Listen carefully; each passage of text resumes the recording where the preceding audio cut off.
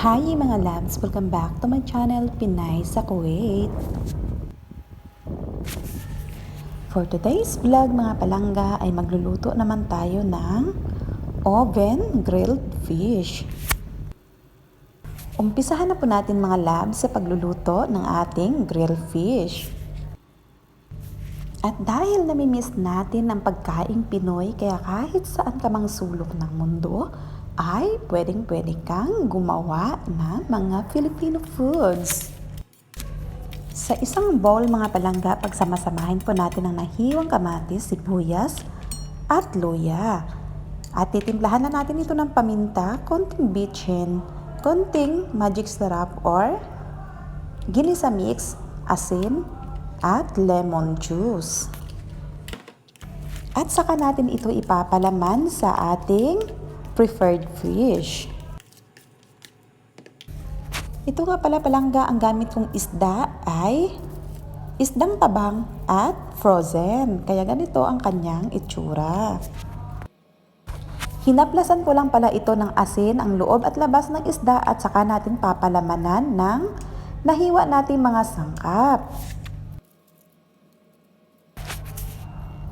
So yun mga palangga, putok na putok ang tiyan ng ating isda. Dinaing ko lang pala ito at nilagay sa loob ang mga kamatis at sibuyas at luya. Mas gusto ko kasi yung marami siyang palaman dahil yan po ang nagbibigay ng lasa sa isda natin. Dahil yung isda natin ay hindi siya fresh. Ito ay frozen. At i-cover lang po natin ito ng foil at lutuin lang po natin ito sa oven ng 1 oras ng 180 degrees Celsius.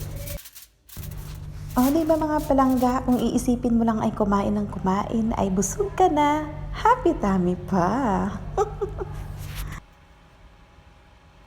So yan mga palangga, habang niluluto natin ang ating isda ay gumawa naman tayo ng sausawan. Naghiwa nga pala ako dito ng kamatis, sibuyas, at itong siling maanghang.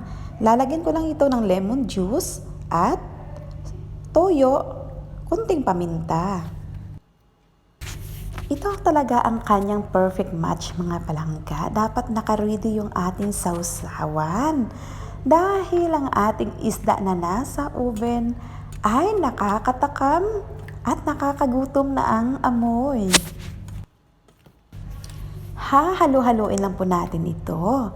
At huwag na po tayo maglagay dito ng asin dahil sa tuyo pa lang, sapat na ang kanyang lasa.